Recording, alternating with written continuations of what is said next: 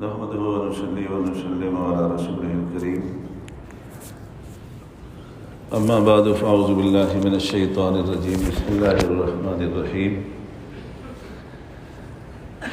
يا أيها الذين آمنوا كتب عليكم الصيام كما كتب على الذين من قبلكم لعلكم تتقون صدق الله العظيم إن الله وملائكته يصلون على النبي یا ایھا الذین آمنوا صلوا علیہ وسلموا تسلیما. پیار و محبت کے ساتھ درود پاک پڑھیں. اللہم صلی علی محمد النبی الامی وعلی آلہ وبارک وسلم تسلیما کثیرا کثیرا.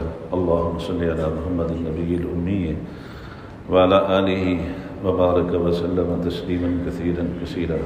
اللہم صلی علی محمد النبی الامی وعلی آلہ وبارک وسلم تسلیما کثیرا کثیرا.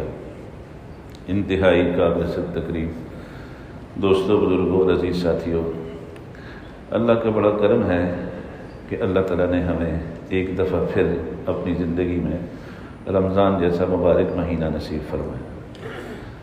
کوئی بھی نعمت ملے تو اس نعمت پر اللہ کی طرف سے شکر کا تقاضا ہوتا ہے، اور شکر کرنے میں بندے کا اپنا فائدہ ہوتا ہے. لئن شکرتم لأزیدنکم، اگر تم شکر ادا کرو گے تو اس نعمت میں ہم اور تمہارے لیے اضافہ کریں گے. یہ اللہ کا بہت بڑا انعام ہے، اللہ کی بہت بڑی نعمت ہے کہ اللہ نے ہمیں رمضان جیسا مبارک، مقدس اور منور مہینہ جو رحمتوں کا ہے، بخشش کا ہے، جہنم سے خلاصی کا ہے، وہ مہینہ عطا فرمایا. حدیث پاک میں آتا ہے اس مہینے میں اللہ کی طرف سے رحمتوں کی، مغفرتوں کی، بخششوں کی اتنی موسلا دھار بارش ہوتی ہے اور اتنی مسلسل بارش ہوتی ہے. اگر کسی کو مشاہداتی آنکھ مل جائے جس سے وہ اس بارش کا مشاہدہ کر سکے تو وہ تمنا اور آرزو کرے گا کہ سارا سال رمضان رہے، رمضان ختم ہی نہ ہو، سال کے 12 مہینے رمضان رہے. اتنی اللہ کی طرف سے موسلا دھار بارش ہوتی ہے. رحمت کی بارش ہے، مغفرت کی بارش ہے، آخری اشرا جہنم سے خلاصی کی بارش ہے، موسلا دھار برستی ہے. اس لیے اللہ کے نبی صلی اللہ علیہ وسلم نے فرمایا حقیقی محروم وہ ہے جو اس مہینے میں بھی اللہ کی رحمت سے محروم ہے. اللہ ہم میں سے کسی کو محروم نہ بنے. حقیقی محروم وہ ہے جو اس مہینے میں بھی اللہ کی بخشش اور مغفرت سے محروم رہے. حقیقی محروم وہ ہے جو اس مہینے میں بھی جہنم کی خلاصی سے محروم رہے. وہ حقیقی محروم ہے. ایسی تھوک کے حساب سے اللہ کی طرف سے رحمتیں برستی ہیں، تھوک کے حساب سے بخشش کی بارش ہوتی ہے، تھوک کے حساب سے جہنم کی سے خلاصی کے ٹکٹ تقسیم ہوتے ہیں.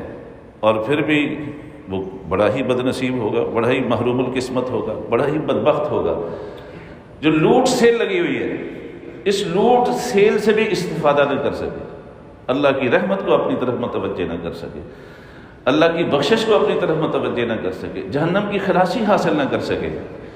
اس لیے حدیث مبارکہ میں آتا ہے ایک دفعہ حضور پاک صلی اللہ علیہ وسلم تشریف لائے تو ممبر پہ جانے لگے. ایک درجے پہ پاؤں رکھا، فرمایا آمین. دوسرے پر رکھا، فرمایا آمین. تیسرے پر رکھا، فرمایا آمین. اب حضور کا تو روز کا معمول تھا ممبر پہ تشریف لے جانا، لیکن آج ایک بڑا منفرد واقعہ صحابہ کے سامنے وقوع پذیر ہوا کہ اس سے پہلے کبھی بھی ممبر پہ تشریف لے جاتے ہوئے آپ نے ہر درجے پہ قدم رکھتے ہوئے کبھی آمین نہیں فرمایا. آج فرما رہے ہیں تو کوئی خاص بات ہے. حضور جب تشریف لائے ممبر سے نیچے تو صحابہ نے پوچھا اللہ کے نبی آج ہم نے وہ بات دیکھی جو اس سے پہلے نہیں دیکھی، یہ کیا خاص واقعہ پیش آیا؟ آپ نے فرمایا جب میں ممبر پہ جانے لگا تو میرے پاس جبرائیل آئے. انہوں نے مجھے روک کے کہا آپ جب ممبر پہ تشریف لے جانے لگیں گے اور ہر درجے پہ جب اپنا قدم مبارک رکھیں گے میں نے ایک بد دعا کرنی ہے.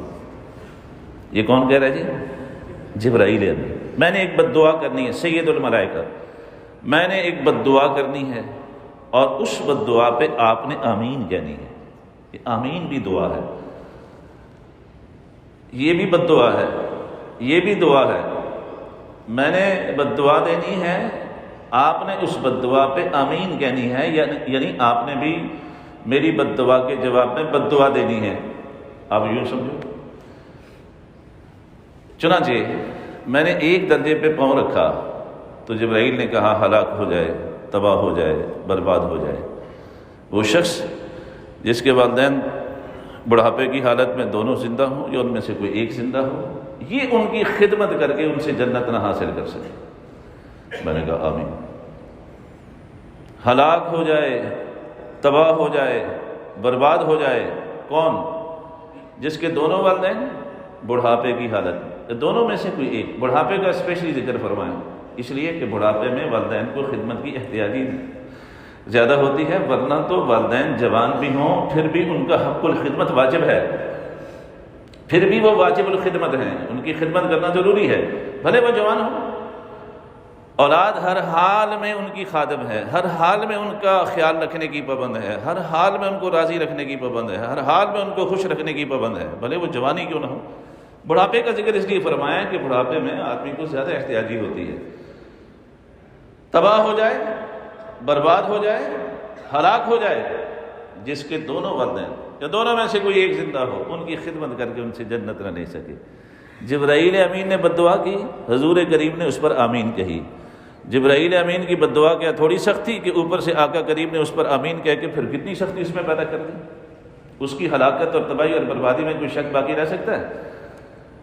اس لیے جن عزیزوں کے والدین زندہ ہیں، بھلے وہ جوانی میں ہیں یا بڑھاپے میں ہیں، ان کا خاص خیال رکھو، ان کو خوش رکھو، ان کو راضی رکھو، ان کو ناراض نہ کرو، ان کے دل میں کبھی کوئی کبیدگی نہ پیدا ہونے دو، ان کو کبھی ازردہ دل نہ کرو، ان کو کبھی ناراض نہ کرو، ان کا بڑا خیال رکھو، ان کو ہمیشہ خوش رکھو، ان کو ہمیشہ راضی رکھو۔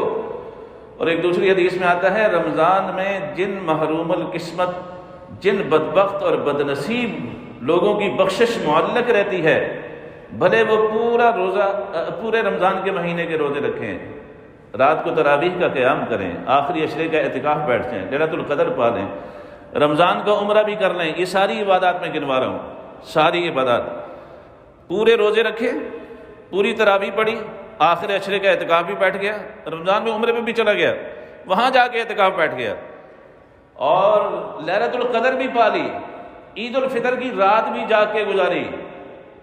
لیکن اللہ کے نبی نے فرمایا 5 بدبخت ایسے ہیں، یہ سارے اعمال کرنے کے باوجود اللہ کی رحمت سے، اللہ کی بخشش سے، اللہ کی عنایتوں سے، جہنم کی خلاصی سے محروم رہتے ہیں، ان کی بخشش معلق رہتی ہے، اعمال کی قبولیت لٹکی رہتی ہے۔